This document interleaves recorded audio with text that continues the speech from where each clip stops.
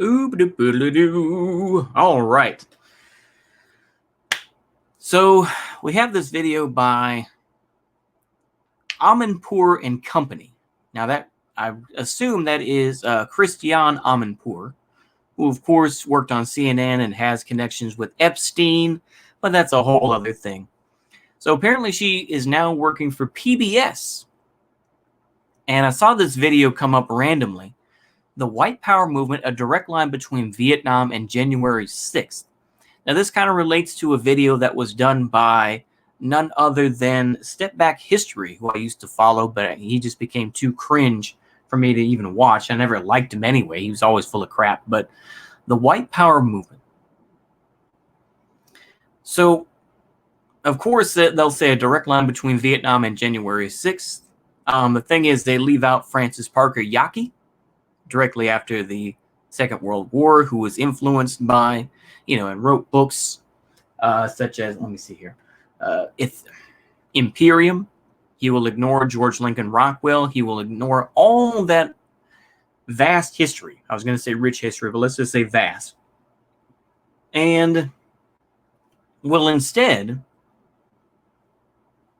simplify to Vietnam and January 6th, implying that white supremacy didn't take place before, or the white power movement didn't exist before this. So I imagine they're going to be talking about the Order and David Lane, and will, refer to people like that and not so much the other thing. So let's go ahead. Like I say, I've made a lot of assumptions, but this is going to be a long one. I'm guessing this is probably going to be about 30 to 40 minutes, even though this is 18 minutes long, but I'm going to have a lot of rants and raves in between this. So just bear with me. To the U.S., the Biden administration is rolling out a new strategy to counter domestic terrorism, the very first of its kind. And one of its top aims is to confront the long-standing drivers of homegrown extremism, racism, and bigotry. This as the first Capitol rioter is sentenced. Award-winning historian and author Kathleen Bulu is a professor at the University of Chicago. Oh, they spend the whole video talking with this gal. Okay. Honestly, let me be honest. I would smash. Let's be honest. I try not to be too horny, but believe me, I would say whatever I could just so I could smash. Okay. All right, let's continue though. I just wanted to get that out of the way. Her work traces violence and militarization in American life and how to combat it. She does have a ring. I do respect that. Like I say, I try not to put out the horniness, but yeah, okay. That's cool. Here she is talking to Michelle Martin. This conversation is part of Exploring Hate, our ongoing series. Anti-Semitism, racism, and extremism. On the origins of extremism, racism, and anti-Semitism in America. Thanks, Bianna. Professor Kathleen Bulu, thank you so much for talking. Okay. So already, let's go ahead and cover this up. Now, let's go ahead and start with this. Malta, I imagine, is what that says back there. You've got this little thing right here. Now, I believe that's like the prelude to like Freemason shit, isn't it? That's within the, I can't think of what it is offhand, but I know that's kind of related to Freemason stuff. So, okay. Let's continue. With us. Of course. Now, a lot of people know your work. Okay. Bait. Okay, so we've got... Okay, let's talk about the irony here. Irony. Okay. White. Okay, bring the war home. And Odysee is Israeli. Now I know, pragmatism, this and that, but why would they use an Odysee? You could use an AK-47. Like I say, that would have been a little bit better. An Odysee made by Israel. You're talking about anti-Semitism, but you don't have the sense. See, this goes to show how you're not willing to dig deep enough. Odysee, Israel, white power movement. Now, I know that they're, like I said, I know you can make connections to that and say, oh, well, South Africa was supported by Israel. I know. And I know. You're going to say, oh, there's plenty of Jews who were involved with, what about that one guy? I know. The one guy that was with George Lincoln Rockwell that was Jewish and he killed himself. Yes, I know. But the irony in this book cover Mwah. Oh, brilliant. Okay, go ahead, honey. From your 2018 book, which chronicled the rise of white power activism from Vietnam to the Oklahoma City bombing. Could you just tell us the direct line between the white power movement and what happened at the Capitol on January 6th? The white power movement was the coming together of an assortment of different groups and activists immediately after the Vietnam War. So what we saw is in the late 1970s and early 80s, Klansmen, neo-Nazis, and then later skinheads, militiamen, tax resistors, followers of Christian identity, white separatists. Okay. So let's stop right here. The thing is, if you really want to talk about these issues, you could go a little bit further back and you could talk about other groups that existed, but let's see if she does. Let's see if she does. So Christian identity, there's a lot of different groups that she brought up. So let's go ahead and continue. All got together with the common goal of waging war on the American government.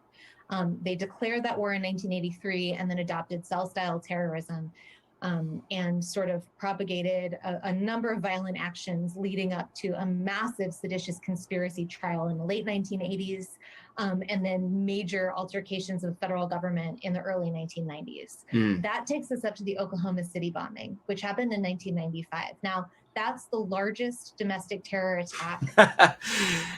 Okay. So let's stop with this here because I know people are going to say this, but ultimately people are going to say, is it the guy that worked with Timothy McVeigh in that bombing? That gentleman, I cannot think of his name because I don't care. That gentleman said that Timothy McVeigh was a Fed, that he was a Fed informant. Like I say, I mean, there's a lot of stuff that, you know, a lot of people question about that. Like I said, this is one of the minor things. People always talk about 9/11, you know, and you could go ahead and talk about melting steel and all the other memes. Okay. But the thing is, though, is that the Oklahoma City bombing is another big, sort of conspiracy theory that does, well, a truther's gold mine. Because, and like I say, I will give enough credit to James Corbett. I always like to dab on him, but, you know, James Corbett has rightfully brought up that, you know, the policemen that were connected with this, the ones that were digging into this, they were killed. Of course, Timothy McVeigh was killed. Now, of course, you could get into, what people really think about, I'm trying to think of it now, about what people think about the National Alliance and what sort of connections they had. Of course, Timothy McVeigh was denounced by National Alliance and by, I'm trying to think of his name now. I can't, by William Luther Pierce. So, like I say, there's a lot of sus moments with that. And of course, you could talk about the TD. You know what I'm talking about with that. I'm not going to say the word out loud. I've already said enough, but y'all know what it is. Turner Classic Movies is a great thing, but, he also had a lot of diaries. Wink, wink. Okay. Let's continue. In our nation's history, and it's the biggest mass casualty event in American history between Pearl Harbor and 9/11. But most of us still don't remember that as the work of an organized social movement rather than, a few bad apples. Okay. The thing is, though, is that Timothy McVeigh and that friend of his were the only ones that were charged, as far as I know. Let's see I want to see who she mentions and who she doesn't mention. Like I say, it's more important with media to find out who they talk about and who they don't talk about, and what they do mention and what they don't mention. So they'll mention, okay, Timothy McVeigh, or they haven't said his name officially, but they'll talk about the OKC bombing. Are they going to talk about David Lane and the killing of Alan Berg with a MAC-10? Are they going to speak on that? Let's see. Between Oklahoma City, which, by the way, increased militia activity, and the present, what we see is the reorganization of this movement online, and sort of the spinning out into a bunch of new forms. So today, Okay. So she hasn't even spoken about Vietnam. Not even spoken about, what occurred afterwards. She's just using the Vietnam War, as a standpoint to say, okay, 1975 to here. That's all this is. This is a road mark. This is our limits, right? Think about like electricity, right, or something like that. Or these are our limits that we're going to have. That we're not going to talk about anything else beforehand, and we don't know what's going to happen, later on. But right here, this is what we're going to talk about. This little section. So between 1975 and 2021. Okay. This movement came out into public discourse again with the Unite the Right rally in Charlottesville, and has really been on the march since. Okay. So to make it, very, very disingenuous to try to make a connection between Oklahoma City and then the Unite the Right rally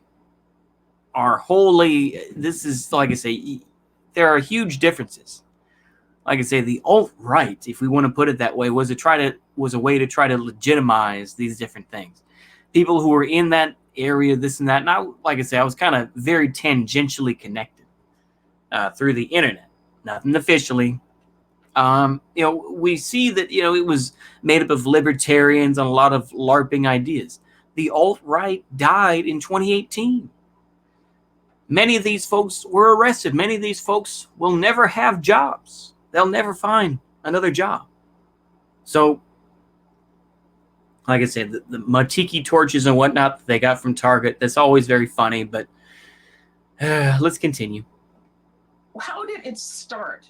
What is it that happened in that sort of post-Vietnam era that created this kind of, whatever this is, what would you call it? This movement, I guess. I think My movement. It's all about the movement. Movements stop, though. Revolutions come back around. That's the whole idea. Let's continue. the thing that really brought these activists together was a shared experience of the Vietnam War. Now, for some of them, this had to do with literal combat in Vietnam. And for veterans and active duty troops that came into the movement in its early formation, that certainly was the case. But this story... Okay, so let's stop right there for a moment.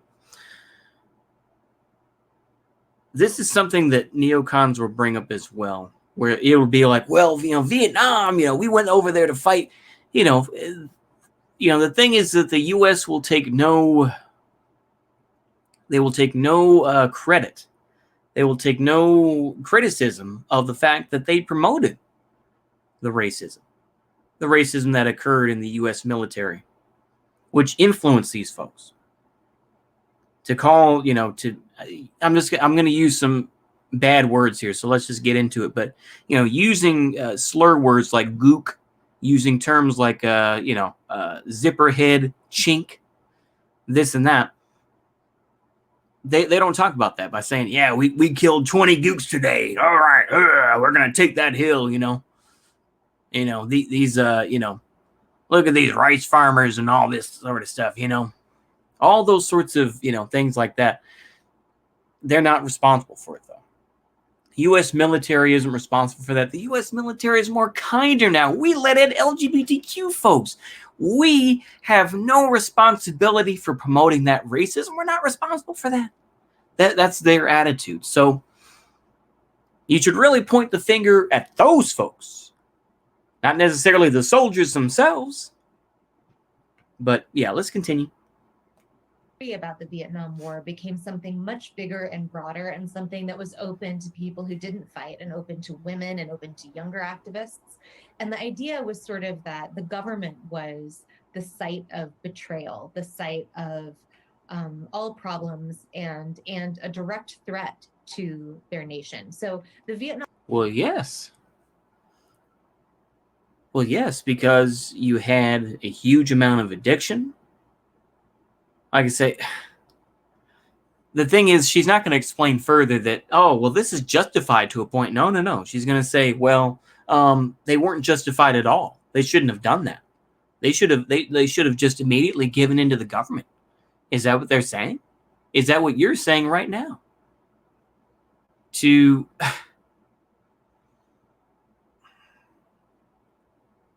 to go over to a country that they had no business getting involved with, and to allow a corrupt government in the South to occur, to continue to exist, or whatever the case may be. Now I'm sounding like Luna Oi here, but come on, you really can't defend what the U.S. did in Vietnam in any shape or form. There's no positives except for big corporations like Huey, who are getting millions of dollars for their helicopters to be produced so that they can, have a U.S. military contract. And for, drug dealers who smuggle drugs from the Golden Triangle into the United States. That's how, that's just how it was done. That's how, I was going to say Frank Hwite, but that's not a real guy. But I was going to say how Frank Lucas was able to get his drugs into the country was by smuggling it in, the coffins of dead soldiers who were coming home from Vietnam.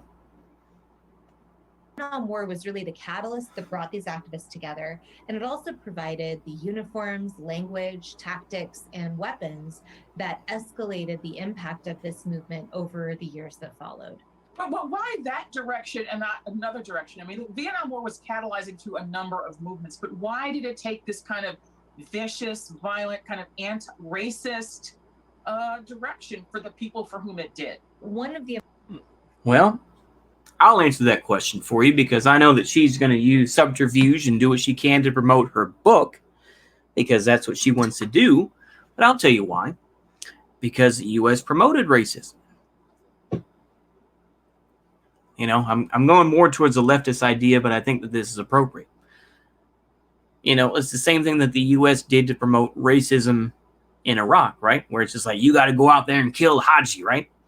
That's the whole reason why, they want to promote and, promote this evil and this hatred for folks. I'm going to use a Wignet way, but I'm going to say it much like Ilya Ehrenberg promoted hatred of the German people, which is why you saw what you saw in Berlin and throughout Germany, throughout the former German Empire, in Prussia as well, right? This also occurred, the Czechs, what they did to the ethnic German population, and not only just kicking them out and sending them back to Germany, in one of the largest migrations, forced migrations, but that's a whole other thing. Like I say, I know that that's a Wignet point, but I'm trying to use both. So the governments can use racism, but the governments don't want to be responsible for what happens if soldiers take it too far, or if government officials take it too far, whatever the case may be. They're not responsible for that, like I say. And they will, of course, then change their minds and whatnot, but they will manipulate people, but they don't want to be responsible for it. That's the whole thing. They want to have their cake and eat it too. Important things to know here is that we're not talking about a story that's representative of Vietnam veterans or of veterans as a whole. Yep, here we go. So let's talk about the racism between whites and blacks in Vietnam. And once again, this is still a very wimpy story, to say the least, where it's just like, well, this isn't all Vietnam veterans. No, it's not all them. This is the same thing that neocons talk about. Oh, well, there are veterans now who want to stop war, and they're anti-war, man. But then they'll be like, well, this doesn't represent all veterans. Some veterans support war, and this and that, right? Not all Vietnam veterans were like this, It's just cowardice. A lot of people who came home became drug addicts and everything else. But you're not going to talk about that. You're not going to talk about the broken system, the broken VA system that exists and that existed back then and still exists to a point. They don't want to refer to that. They don't want to. Tiny fraction of people within that broader population. And just Hold on. All right, let's go ahead and continue. Sorry, I'm thinking about something else. I'm getting real schizo right now. as you say, the Vietnam War was a catalyzing experience in the other direction for a great many people who found new sort of other kinds of political activity coming out of that experience. Okay, she knows what she wants to say, but she's like, okay, I've got to limit my speech. The thing is, there were a fair amount, I'm sure, of black veterans of the Vietnam War who became black nationalists who joined the Nation of Islam, for example. But we don't want to refer to that. No, that's, you know, we don't want to appear racist now, do we? You know, like I say, I don't even say, I'm just saying that is, I think that's what she meant to say, but I think she doesn't want to go that far. So let's continue. But this is actually part of a longer arc of activity. We can see that across the run of American history, the best predictor for surges in right-wing violent activity and militant activity the best predictor is not poverty or immigration or reactionary mindset or the advances of communities of color. The best predictor is the aftermath of warfare. We see surges of the Klan after the Civil War, after World War I, after World That's an oversimplification. In my opinion, that's an oversimplification. Okay. Well, the First World War, let's talk about the Civil War. Okay. So you had Nathan Bedford Forrest, who created the Ku Klux Klan. Okay. You had the carpetbaggers who came in. Like I say, I'm not going to sit here and give complete cope as much as my man Dixie would want to say, probably, and much as you know what he would like to talk about. But you know, okay, you have that First World War. First World War, you know, you had more of a rise, I guess, of the second inclination or the second incarnation of the Ku Klux Klan. So much so that they marched down Pennsylvania Avenue in the 1920s, right? And of course, there was a massive amount of corruption. A girl was killed in Minnesota. And so the Ku Klux Klan fell apart after that. Now, of course, it resurged again in the South a bit further, but that was a whole, like I say, and of course, cops were involved with that and everything else. Okay. But this, like I said, I think that this is very, very, this is a huge oversimplification to be like, well, after warfare, this is what occurred. Are you going to promote the fact that maybe we shouldn't go to war? No. They're not going to do that. But let's hear what she has to say. I'll try to give her the benefit of the doubt. Let's hear what she has to say. World War II, after Korea, after Vietnam, and we're seeing one now with the global war on terror. I skipped the Gulf War, but of course the Gulf War fueled the Oklahoma City bombing in 1995, which was carried out by a white power activist with other movement connections. And yet only he was arrested. You'd also later took down the Michigan militia right around this time as well, but that was part of a larger operation, I guess you could say. But yeah, let's continue. And one thing to think about here is that this is really not just veterans. In fact, the research shows us, coming out of sociology, that all measures. Screw sociology, frankly. I know Vosh is a big, was a sociology major. Screw sociology as an institution. I really don't care about sociology. I know that it will continue to exist, but I think it's garbage. Because the people that I've seen that are, that were influenced by sociology in general, I'm just going to say this, but they are the most degenerate people I've ever seen. I'm just going to put it that way. I try not to use that word too much, but I do. I think that in general, they're the most degenerate people I've ever met. At least that I've seen online, I'll put it that way. I can't say I've met that many people in real life, but oof. Let's continue. Of violence are higher in the aftermath of warfare. So it isn't that war is creating violence among these groups. It's that these groups. Oh my. Okay. Yep. I thought that she was going to say that. Oh, well, war doesn't create these groups. These disaffected veterans that, aren't given jobs, this and that. No. We need to continue to go to war as much as we feel the need to. We need to send troops into Iran. That way, if there's a new resurgence of the far right that comes about in the United States, no, we need to keep up the war. Ugh. Golly, just absolute bootlicking the system. Talk about freaking bootlicking, but no, I'm not going to go there. I already said my horny at the beginning. Let's continue. Which use opportunistic recruitment and radicalization practices, are able to take Did she get help from the U.S. government on this book? Because I have a feeling she did. It's like, so there's a I know correlation does not equal causation, right? I've heard that so fucking much in the past couple of years. I know, but apparently correlation isn't causation. So, having these wars, having these conflicts, and you have more people get into it, but they're simply victims. Is that what they? Okay, so she's now saying, well, they're simply victims. They're simply victims of propaganda, of opportunists who bring these folks in. So you're going to make these veterans look like victims of opportunism, when in reality you have to blame the system for sending them over there in the first place, and then for not being able to provide, especially after the Vietnam War. I can't speak much for today. You can go ahead and say the VA is better than what it was, but the thing is, though, is that in the Vietnam era, it was shit. The VA, Veterans Administration was crap, to say the least. But but they were victims of opportunistic propaganda. It's not the fact that the government couldn't provide these things. No! I'm sorry, I'm getting real. Oh, man, it's making me so angry already. And it's not even 6 minutes in. Barely a third of the way through. Let's continue. Of this broader disaffection and violent tendency in society in those moments. And that's what really escalates their membership numbers and creates opportunities for violence. Another aspect, too, that needs to be mentioned that I remember Step Back History talked about was they were saying that there were fishermen in Texas. I imagine on the coast, like Corpus Christi, this and that.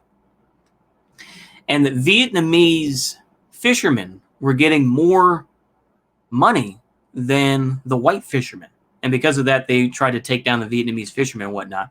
And of course, Step Back History was fetishizing the Vietnamese fishermen, this and that. But I would say is that this probably pissed off a lot of veterans, because they said, we're supposed to be in a war to fight the Vietnamese, right? We're supposed to eliminate the Vietnamese. Why the hell are they being sent to our country? Why are these Vietnamese groups coming to our damn country? They don't understand that. They're supposed to be fighting a war with them. I'm not saying I agree with their stance. I'm saying is that this is what they were taught, right? Why would these Vietnamese then come to our country? We're supposed to fight so that they could stay there, so they could fight for their own damn country, right? That's their mindset. Let's continue. Impact. Well, you said something earlier that fascinated me. You said that women play a significant role in this movement. I don't think a lot of people realize that. Like, what role do women play in this? If we look at the history of this movement, women were incredibly important. They did. Women are arguably the biggest opportunists that exist. They are some of the biggest supporters of movements. I remember this from a video by Vertigo Politics. Is that, women are some of the biggest supporters of the diehard supporters of groups. So whether it's the Soviet Union, whether it's Nazi Germany, whether it's whatever, a lot of the time they are the largest supporters of it, because this is the system that they were raised in. Maybe they've had, children, this and that believe this system. Like I say, this is kind of the idea of where you go into real traditional type stuff, where it's like, women teach the men of the future, right? The women teach the men. This is the whole idea of traditionalism, where it's like, they keep them at home, this and that, so that they can teach them the true values of the society, whatever that society may be, whether it's a socialist society, whether it's a national socialist society, whether it's a capitalist society, right?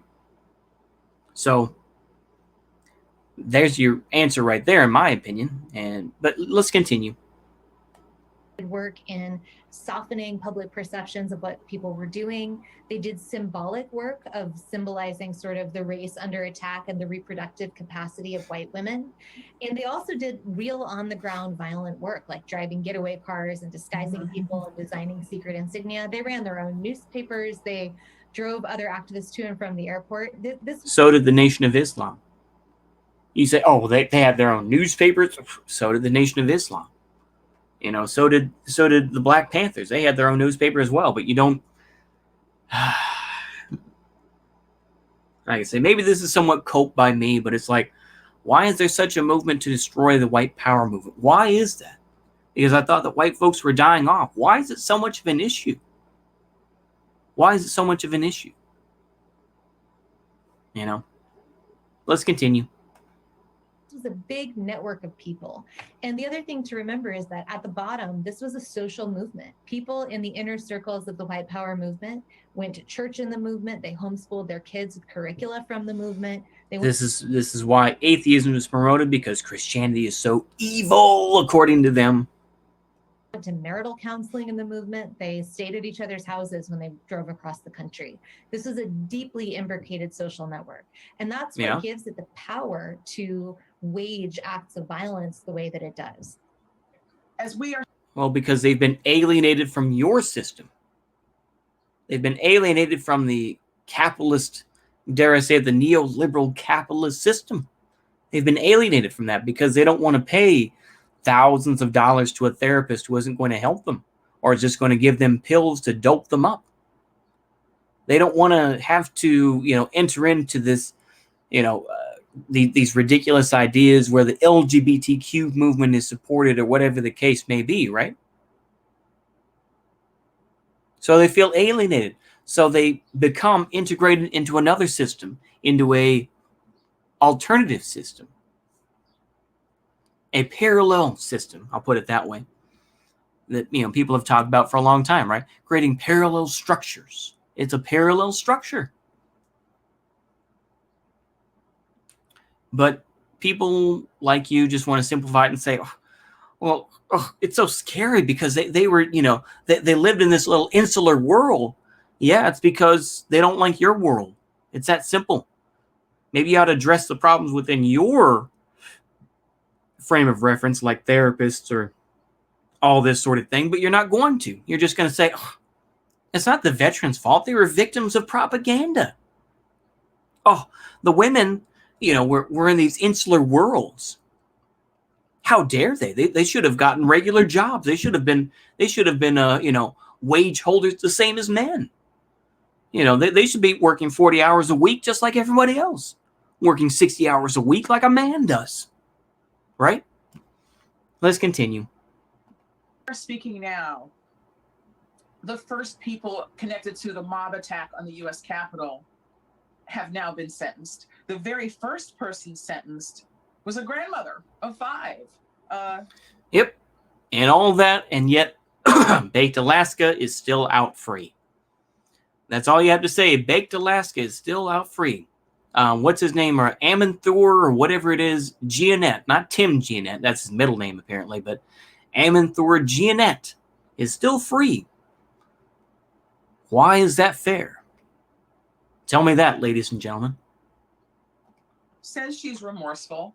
Sentenced to 3 years probation. First of all, what's your take on the adjudication of this case and what we've seen? The thing is that there's a lot of stuff about what happened on January 6th that now I think about it in retrospect, I question a lot.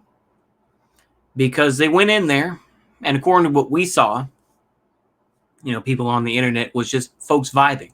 They came in, they scared the Congress people and whatnot, but they didn't try to hogtie them. Yeah, they had their LARP place where they were going to hang Mike Pence, this and that. But nothing occurred.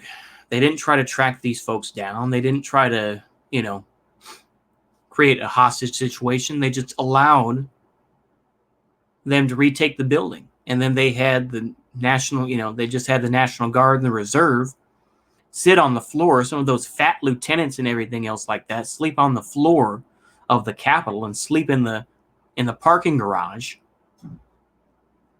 which is pretty fucking disgusting in my opinion. I'd say I love everything about the military, but it's like, that's pretty fucking disgusting. But a lot of people leave that bit out. There's a lot of holes in this story, and I think eventually, I think elements of the truth will come out about what this was really about, if it was a Fed op or if it was a gay op or whatever. But I think that there's a lot of, basically when they came in, they just wanted to vibe, Yeah, there were folks with zip ties and everything else like that, but ultimately nothing happened. You can call it insurrection all day.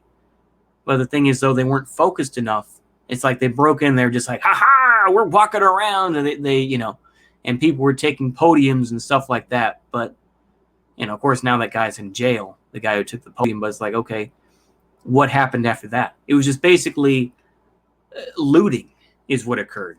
It wasn't like, let's go ahead and hold people hostage and everything else like that. It's like they were afraid. They were afraid to go any further. I don't know. Like I say, hopefully I have enough of a open mind to believe that maybe things weren't pure, but, on the day when we saw it, when people like me saw it, I felt excited. I'll be honest with you. I felt excited for what I saw on January 6th. I was excited. But now looking at it, there are a lot of holes in the story of what they actually meant to do. There's a lot of ideas, but not many folks that were willing to do it. I'll put it that way.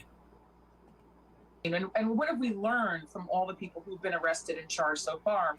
Yeah, I think the big thing to remember is that what we saw on January 6th is really the collision of a bunch of different currents in sort of right-wing politics. One of them is simply the Trump base, which was sort of gimmed up by ideas about the stolen election and by false information and fiery speeches. Some of them were there to perhaps wreak havoc, but a lot of them were there simply to demonstrate. That is well within their rights, and part of our accepted political culture. Oh, man. I'm thinking some thoughts that I don't want to say out loud, but yeah. The idea that this broad actually, it's like, well, it's perfectly legal for them to have their free speech and everything, but there are limits to it. The typical lib nonsense. But let's continue. Then we have some people that are a little bit trickier to deal with here. So we have QAnon activists who are engaged in a deep set of conspiracy theories that calls for violent action. And while I'm on this, let me explain my previous statement. Is that people get desperate. And people are very desperate right now. And I say people loosely, but people who are considered dissidents or who disagree with the way things are in this country right now are desperate. And any sort of little what makes them scared is good for me. That sort of idea. When I saw this guy who was apparently a representative, who was an Army Ranger, absolutely fucking pitiful in my opinion, but you're an Army Ranger and you're scared of a bunch of fat boomers with red hats? You're a fucking pussy. I thought that, the green zone, you're getting fired at by RPGs and everything else. We see Hataib Hezbollah. I don't know when he was in Iraq, probably in the earlier days, but, Hataib Hezbollah taking the embassy in Baghdad. And of course, the thing is they sent Ugandan troops, I think, in there to clear things out. But that's a whole other story. But yet you're more scared of this? You need to question your own government instead of questioning these old boomers. Because the thing is, those boomers are just the beginning. That's my opinion. Those boomers are just the beginning of this story. January 6th to me is just the beginning. And what they're trying to do is muzzle it and trying to, tone down that message. And they're going to try to co-opt it. And they're going to try to change that message. We've seen this with a lot of the left, where they'll say it's an insurrection. Why do you care? Don't you want to destroy the U.S.? Why do you care? I've said it before and I'll say it again. I don't care who starts it. I don't care who starts this. I don't care who lights the wick. What matters is who's going to finish it. Who's going to make Who's going to draw the lines of where this new country or the new countries will come from, right? That's really what it comes down to. Who's really going to draw the lines? Who starts it is one thing. You can go ahead and delve into that all you want to. But who finishes it is another thing. January 6th is the start to something more, hopefully. And maybe that's somewhat Fed posty, but I don't care at this point. I'm just going mask off. That's how I feel. Anywho. And we have white power activists.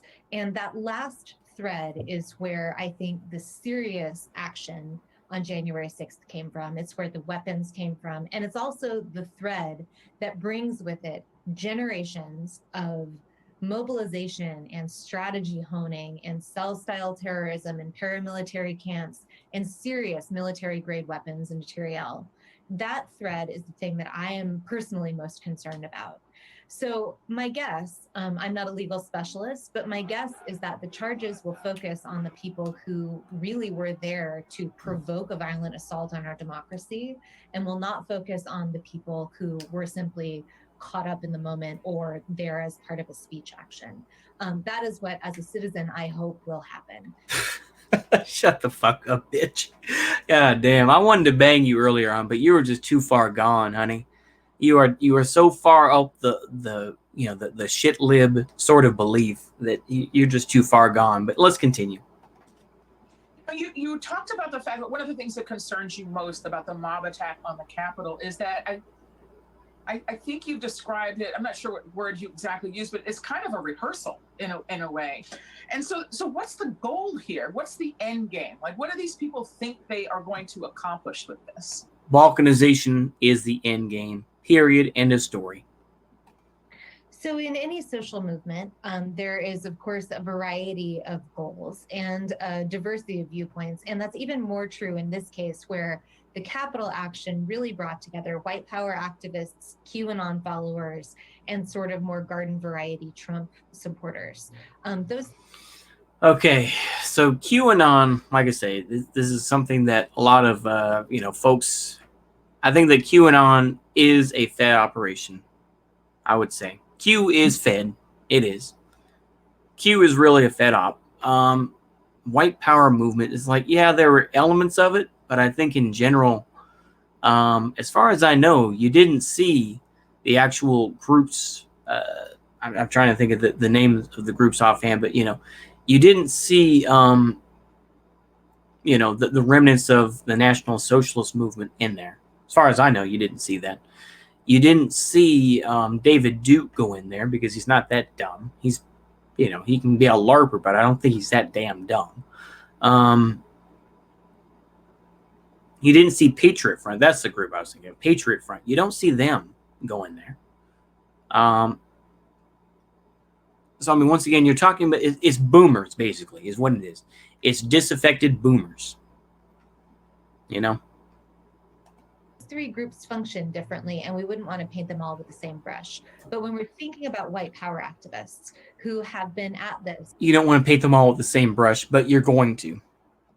For decades now, and who have a long track record of activity, and have a long history where we can see not only what they say they're doing, but the actual record of action. It's very clear that I'm going to make a joke. I just want to make sure. Sister, you got roots. I'm sorry. I wanted to break it up a little bit. Sister, you got roots. The playbook here is still coming from a set of strategies adopted in the 1980s, including those presented in the Turner Diaries, which is a dystopian yeah, novel. here we go. I knew it was coming. All right, go ahead. Some of this idea set, also leaderless resistance, which is effectively cell-style terrorism. And that set of strategies is oriented towards waging war on the federal government. It's oriented towards the overthrow of the United States. And it's important to remember that for those activists, the nation in white nationalism is not the United States at all. It is the imagined Aryan nation of white people that is transnational. No. Okay, I'm going to have to disagree with this. I've disagreed with most of this, but the idea that Aryans, like I say, Aryan, that comes from more of a Oh man, like I said, it all comes down to who is white, doesn't it? It's like, you know, there's this discussion, especially nowadays, about who is white. You know, this has been going on for decades, right? But particularly now, that comes from more of a Nordicist idea, right? This idea of Aryan. That's the whole idea of it. You know, that Nordicist, Germanic people, we're Aryan, bro. But Aryan, that's literally the name of Iran.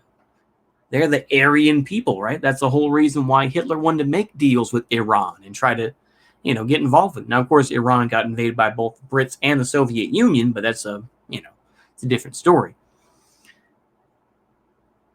But when you simplify it to, oh, well, it's just Aryan people that, we all get along. I really don't, like I say, I want to make sure I'm crystal clear here. If someone does see this video, Europeans do not like each other. All right. Germans, the French, the British, even though are the British European, even, the Anglo-Saxon, are they? I don't know. But they don't get along. They fought for literal fucking centuries, 300-year war, the War of the Roses, the 30 Years War, the Napoleonic Wars, etc., etc. The Europeans don't like each other. What makes you think that the Europeans like us? No. The idea of pan-Europeanism is nonsense. It's something that people try to LARP about. There are people like Richard Spencer who tried to LARP about this idea that, all white people are the same. No, that's bullshit. That's bullshit. No, it's not true. Action Française, to me, has nothing to do with Alternative für Deutschland. Has nothing to do with Alternative für, or however way you want to say it, AFS, Alternative for Sweden. They have nothing to do with each other, in my opinion. White folks in the US, Australia, Canada, wherever else honkies are in the rest of the world, the Yakubians, crackers, honkies, whichever word you want to use for us, we don't have anything to do with Europe. The idea of pan-Europeanism, it's a two-sided coin. Part of that comes from the ideas of LARPers like Richard Spencer. On the flip side of it, though, it also comes from the shitlib EU idea, where it's like, yeah, pan-Europeanism, we're all in this together to fight Russia. This is why people call the EU the Fourth Reich, because they consider it pan-Europeanism. This is something that Hitler tried to bring up. Now, of course, the thing is that they didn't give a shit about, Poland or, Ukraine. They would have executed everybody. But the thing is, though, they needed people. They needed fresh bodies to go in there and, jump in those trenches and fight the Red Army. That's what it was. That's why they called up Vlasov and all this, right? That's why they needed Leon Degrelle. It was an afterthought, in my opinion. It's an afterthought, this idea of pan-Europeanism. It's just that propagandists came up with it and said, yeah, that sounds like, what the hell? We're going to make it a good idea. We're going to have, the whole of Western Europe fighting against, the Asiatische Bolschewismus, as they would say, right? But it's nonsense. Anywho, that's my take on it. That was a long bit of rant, but yeah, basically Aryanism and this idea that, all white folks get along, or that all Europeans, no. I don't have anything to do with Europe. And to me, there are a lot of folks who are smart enough to realize that we don't have anything to do with Europe. So let's continue. We shouldn't think of this as white nationalism the way that people think of sort of overzealous patriotism. This is a profoundly anti-American movement. And it poses real threats to democracy and to American people. What does America mean? What does America mean to you? I would put it that way. Now, of course, then they'll mention democracy, and of course that's a lie, because of course, they will censor, Iranian news networks who promote, Ansar Allah or the Houthis in Yemen, or promote, Hezbollah, or, you'll see Press TV, of course, Iranian TV get banned, but apparently that's democracy. That's democracy. But okay, let's continue. They're a threat to democracy. They're anti-American. People. Because America doesn't represent them. Because America, if you want to see it that way, the federal government represents whatever works, right? That's the whole idea of it, right? America represents what works. It represents the, it represents corporations, it represents an idea that never really existed, or it's a goal to try to attain later on. And of course, that goal changes over time. Right now, it's let's be as inclusive as we can to LGBTQ folks and to other POC so that we can at least make it appear as though we cared about these things. In reality, they don't care, but we want to give that image. We want to present that image that we are. And that's the goal right now. And of course, eventually that goal will not be reached, and that goal will be tossed out the window, and they will move on to another goal. What do you make of the increasing identification of the Republican Party with elements of this movement? I mean, we don't care about the Republican Party. Nobody cares about them. They're just old boomers who, like I say, it's either the TPUSA types who think, yeah, well, we need to somewhat support LGBTQ stuff, but also try to be somewhat trad versus, like I say, it's a difficult position to have, but they get that money somehow, right? To a poll by the American Enterprise Institute, and the poll found that nearly 40% of Republicans think political violence is justifiable and could be necessary. We find that a majority in some places in some polls, a majority of Republicans are adopting this falsehood that the election was stolen from the former president. I don't care about Donald Trump getting, the presidency taken away. I don't care about any of that. The thing is, you know what? I'm not even going to touch this. I'm just going to let them talk about it, because go ahead and dab on Republicans all you want to. I don't care. Make them irrelevant. I say go ahead and make them irrelevant. But the thing is, though, if you want to talk about white power movements, you're going to see more of that once the Republicans are gone. And if that's what you want, okay. Donald Trump. And in fact, we see that the party apparatus in a number of states have been taken over by people who have adopted this falsehood. So what do you make of that? Absolutely. And I would just add to the list of concerning information, things like the GOP issuing a talking points memo asking us to direct our attention away. What is it with women with their bending of their heads? Like, I really pay attention to what you say, and they just keep bobbing their head, side to side like they're a damn bobblehead, like a Funko Pop. It's like, knock that shit off. Damn, bitch, it's annoying as fuck. Go ahead. From White Power organization after the El Paso shooting was carried out by a White Power gunman. Things like people distorting the idea of what happened. Wait a minute. I thought that, okay, once again, this goes back to Hwite, doesn't it? Now, I believe that shooter was like I think he was Iranian, right? Like I say, I mean, people, like I said, there's so many shootings that happen anyway. It's hard to keep track of them. And overall, people don't, like I say, some shootings are, promoted, others are not. You can, read between the lines about which ones are promoted as being bad and others which are not. And you tell me the bias, but let's go ahead and get into it. On January 6th as a normal tourist visit, all of that is deeply, deeply distressing, because now we're talking not only about sort of the radical fringe that might carry out an act of violence, we're also talking about the way that fringe has impacted and corrupted our democratic norms and our mainstream politics.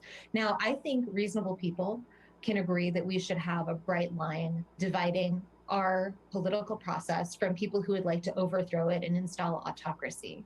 But we don't have that bright line. Yes. That's what I'm saying, Professor. So they're taking up the state line, autocracy. Remember, this is what Biden is pushing for, right?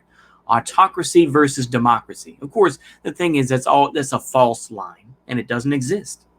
Because the thing is, one person's autocracy is seen as, defending the legacy of people. Like I say, People want to, talk about Chinese, autocracy versus American democracy. It didn't really exist. It's the same thing of Soviet, the Soviet communism versus, their, by American democracy. It's nonsense. And of course, the thing is, they will cope nowadays. And of course, liberals today, even to a point, will cope about McCarthy. Oh, it's so awful what McCarthy did. It's so awful. Oh, it's so awful what he did to those people. Oh, it's so awful. But then they're like, well, we do need to fight communism, though. So we just, basically what they want is to keep it more quiet. The U.S. has never been a democracy, I would argue. It has never been a democracy. The crushing of the Whiskey Rebellion, not to say I support them, because arguably those are like libertarians and ANCAPs and whatnot, so screw them ultimately. But the Whiskey Rebellion is a perfect example of saying, no, fuck you. We are a federal government and we're going to crush you. And ultimately liberals will still support that. Because I remember the first time I heard about the Whiskey Rebellion was from Jon Stewart, who has had a resurgence in some ways, but I don't fully agree with it, because I think that he'll still slob the knob to the system,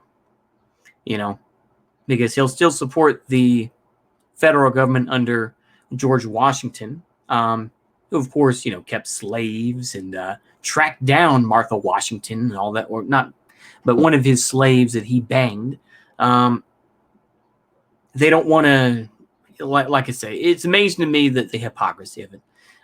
If you really ask Jon Stewart, what do you think about George Washington and, him having sex with slaves and having kids out of wedlock and everything else? Like, he'd be like, oh, it's awful. Then why do you support him when he fought off the Whiskey Rebellion? Well, and of course they will make their excuses, but this is just one example of it. So they're just, like I say, democracy doesn't exist. Like I say, it was a very strict regimen.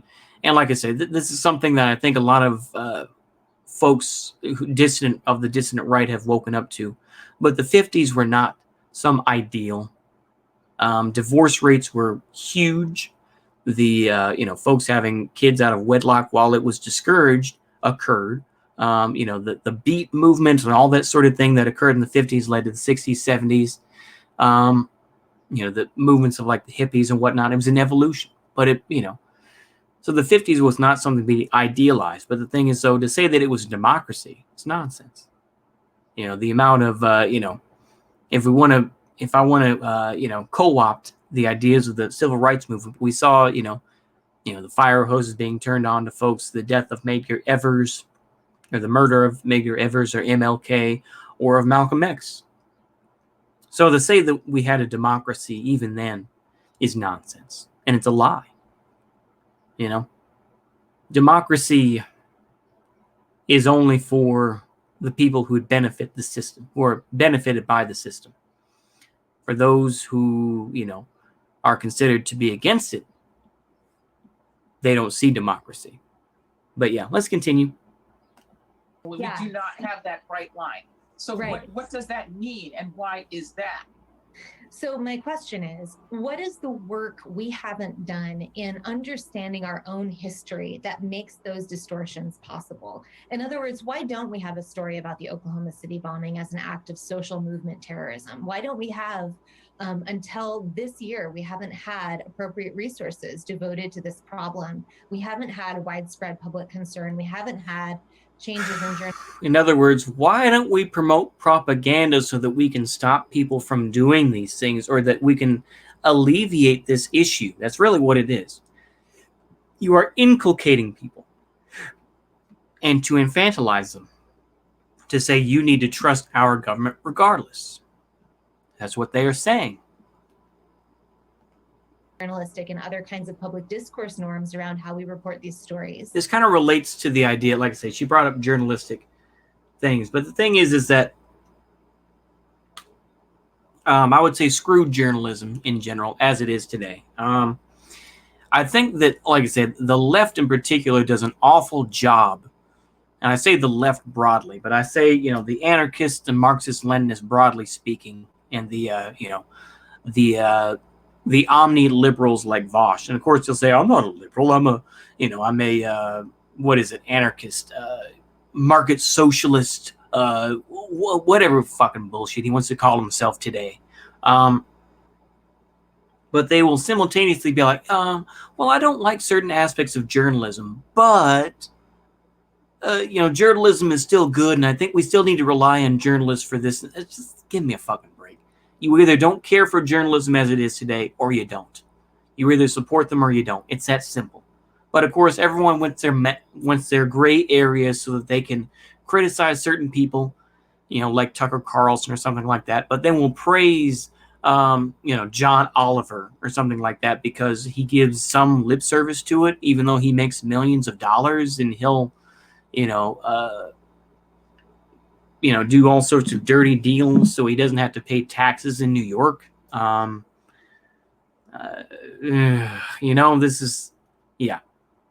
This is the difference, though, isn't it? Where journalists used to be just anonymous. I would say arguably before Edward R. Murrow or before people like Walter Cronkite, they were not personalities that were individual, that, they made themselves into a cult of personality. Before this, they were just ordinary people, I would say, to a point. I mean, you could point to individual people, but I think it was a different mindset then. Now, of course, just like anything else with this infotainment, this and that, and people like, Jon Stewart, once again, and, John Oliver, this and that, they've made themselves into personalities so that you're watching for them, but you pretty much know what they're going to say. You're watching for the person, not the information that they present. We still think about lone wolves when we should be thinking about a groundswell. And until we make that set of changes and really confront this whole set of problems that run across many different scales of our society, I just don't see how we can confront this problem. And what does that look like? What would it look like to confront this in the way that you think is necessary? I think we need a set of policy changes ranging from the kinds of things that have just been proposed in the counterterrorism strategy set forth by the Biden administration to the sorts of reforms that are being considered by the Department of Defense now, to resource allocation, changes in laws, changes in structure, changes in journalistic norms, and also changes in community resources. One of the things that I really like in the new national security strategy. Basically, this comes down to censorship and kicking people out. I can simplify it into those two words. It's censorship and kicking people out who are not loyal to the system. It's that simple. That's all it is. That's all they're saying. That's always been the choice of governments that are disliked. It is censorship and it is kicking out people that they don't like. That's all it's ever been. You can simplify it in those ways. And loyalty tests. But yeah, let's continue. Is the allocation of resources at the local level for support for de-radicalization, support for teachers and librarians. De-radicalization. See, once again, these words get misused. People don't want, like I say, the left does not want de-radicalization. They want radicalization to your, enemies. They want radicalization to your enemies. So, like I say, it's a nonsense phrase. It's the same thing with de-radicalization in this case. They want you to be radically loyal to the system. They don't want you de-radicalized. They want you re-radicalized towards your system. So this idea of de-radicalization is nonsense. You want to be re-radicalized to the system. You have to learn to read between the lines on these things. And parents who see people going down this rabbit hole and don't know what to do. Nobody wants to call the FBI in that situation when it's your kid or your student. We need resources for those people and those families. And we also... Resources. You mean getting people arrested and by re-education. But you want to have a nicer name to it. I understand. This is, like I say, this is always the thing with bureaucracies and whatnot. We need to come up with another name so that we don't use that term re-education, although that's what we're doing. I'm not going to give examples. We need resources for communities that have been impacted by this, and that is starting to be more and more and more communities, such that Pittsburgh and El Paso and Charleston need to understand that they've been impacted by the same thing. Those are acts of anti-Semitic violence in Pittsburgh, and anti-Black violence in Charleston, and anti-immigrant violence in El Paso. Then I would ask her right away, what do you think about what is going on in Israel right now with the recent dust-up between Israelis and Palestinians? What do you think about it? And of course, she'll say, well, we need to support Israel, but that's not to say that Palestinians aren't being treated right. And they're going to hold this centrist position, and it's disgusting. These are just pitiful cowards. But let's continue. Those are also all acts of white power violence. Those gunmen have a shared ideology. They read each other's manifestos. They have in real life and sometimes online connections. We have to understand all of that as part of the same problem. And screw your optics, I'm going in. It was a good meme though. Oh man, I'm sorry. The same problem as the Proud Boys and the Oath Keepers and Adam Waffen and the Base. All of that is the same. Okay. Adam Waffen has been infiltrated. Same thing with the Base. There were going to be a couple of the Base folks who were coming from Canada who were going to go to a rally, a Second Amendment rally in Virginia, and they were arrested right away. So they obviously had feds. They were obviously watching their stuff. So I mean, they completely infiltrated. So no. Honey, you need to do some better research about who the feds have already, or how many feds are in each group. Like I say, I think it's been said, like, if there are 10, dissidents in a room, at least one of them's got to be a fed, maybe 2 or 3, But yeah, let's continue. Same groundswell. We should be thinking about it only with degrees of difference. We shouldn't be treating them as different stories. But yet we find that these governmental entities, particularly at the state and local level, which are dominated by Republicans, are obsessed with Black Lives Matter, Antifa, whatever. My Republicans. The thing is, though, is that my Republicans also want to get reelected. So they will get, like I said, this has been said before and it will be said again, is that Republicans are simply 10 years behind everybody else. Within a few years, Republicans will support LGBTQ stuff and everything else, and it will be yet something else to be mad about. So no, nonsense. Feiwa to be worried about Republicans. Whatever that is, or whatever they think it is, and critical race theory. What we see is this groundswell of concern about the teaching of alternate narratives around the presence of African Americans in the society, who are, if I may remind us, 13% of the population. Oh, I'm not taking the bait. I'm just going to say 50 Cent. That's all I'm going to say. Read between the lines on that, kids. Let's continue. What's that about? What's that about? Absolutely. What's that about? Boo-doo-doo-doo. Boop-boop-boop-boop-boop. I felt like, oh, man. Is that a Seinfeld gag in there? Let's continue on. I mean, look, I'm a historian, so I'm very aware that when you have a hammer... Hold the fuck on.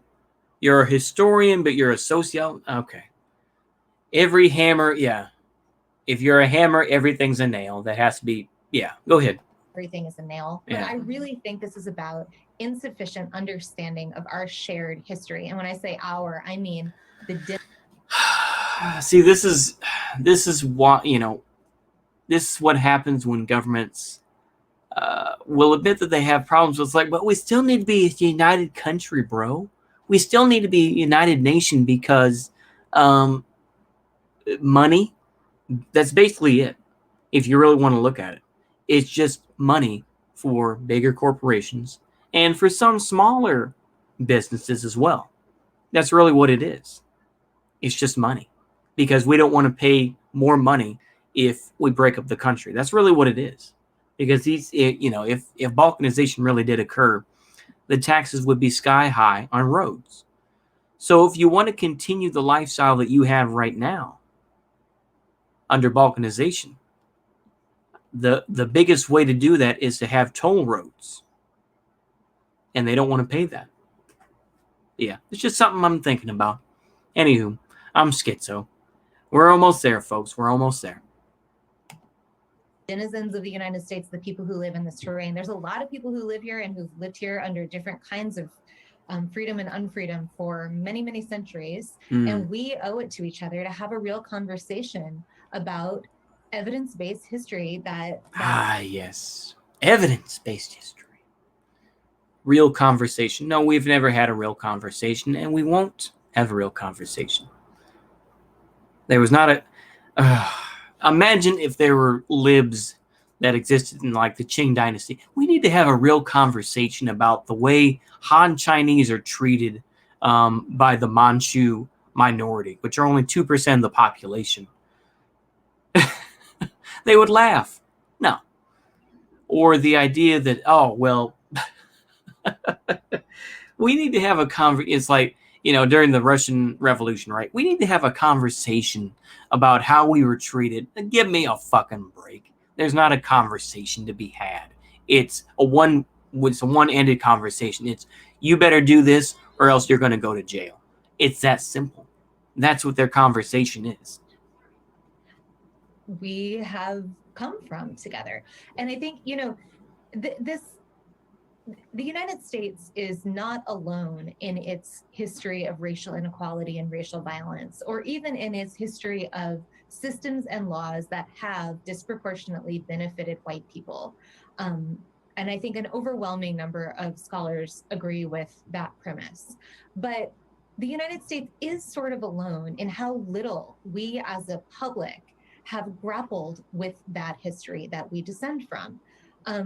And this doesn't need to be about American and un-American. This is about... Oh, give me a break. Give me a fucking break. Oh, boy. Go ahead. The story that we all come from. It's a matter of basic... The story. So once again, so you legitimize the idea of his story. Not history. His story. That's the whole idea of it, right? This is something that people like...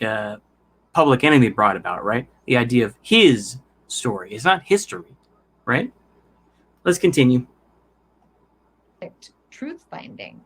Okay, Professor Blue, I respect that this is the work of your life. I respect that it is greatly important, but you're full of shit. But I, as I'm sitting here, 15 miles from where I live, hundreds of armed people assaulted the Capitol with the intention of overthrowing an election, and then who knows what else. Oh, please, shut the hell up with your Malta Knights symbol there and all this other Freemason shit. Go ahead. So forgive me if I'm having a little trouble with the concept that a better teaching of history right now is going to address a problem like that. And so forgive me, but like what else? A better teaching of history isn't for the... So then separatism is the answer. Balkanization is the answer. Thank you for proving my point, sister. Even though you light-skinned, and go ahead. People who are marching on the Capitol. It's for people coming next. What we need is that... and that history will be denounced, and you're going to have more insular communities that are going to rise up. So no, you're full of shit, honey. Alongside a broad array of public policy solutions that tackle this problem at many different levels. You're either part of the solution or you're part of the problem, in my opinion. This idea where it's just like, we need to hold on to the idea of America because of democracy. I thought democracy, didn't exist for all people. We're working towards it. It'll never happen. Let's continue. This is urgent all across our society. So for instance, we have problems with infiltration at the Department of Defense. We have problems of infiltration probably in police departments, but we don't know because there's no central record keeping. We have problems with local radical... In other words, we need to have one so that we can continue to monitor the police forces and we can set up our own version of that. So, okay. Radicalization. We have problems with insufficient trauma resources and mental health resources for communities impacted. And we have problems with massive availability of weapons and other kinds of material. Yeah. So basically you're talking about we need to get rid of those. Like I said, I'm trying to look at the subtext here of what you're trying to say. We need to get rid of the materials. We need to promote, we just need to We just need to continue to stupefy people, basically, and we need to take away any form of resistance whatsoever. That end up in the hands of these groups. And here I'm talking not only about the sort of basic issues that we as a society share with available firearms to anyone, but also the fact that these groups have routinely gotten their hands on stolen military weapons and material from posts and bases.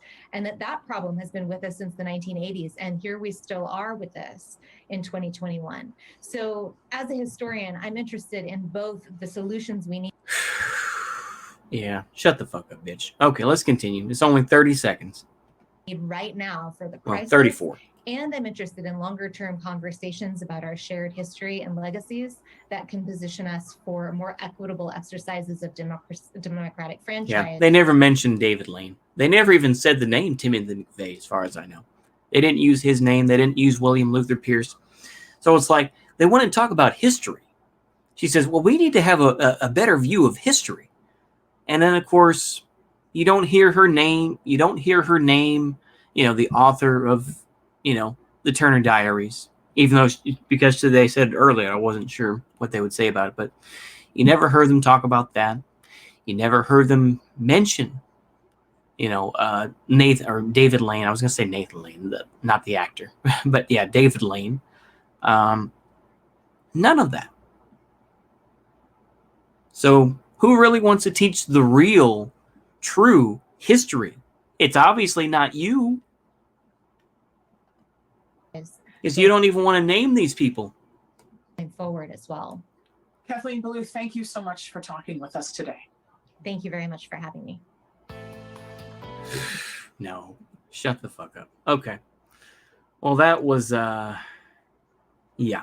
Ooh, man, hour and 16 minutes. Okay. I thought it was going to be like 40 minutes. Well, as we can see, that was a big loaded dookie that was dropped, which didn't answer any questions whatsoever. It basically just said, we need to stupefy people. We need to arrest more people. We need to, make sure that people are loyal to this government, etc., etc. That's all it means. Yeah. That's all I really have to say to it. Hopefully y'all enjoy that long bit of nonsense. And these people are, basically, in my opinion, they are irrelevant. These folks will never get what they want. They are simply victims of the system. So that's all I have to really say. Hopefully y'all enjoyed this video. See you later, and a goodbye.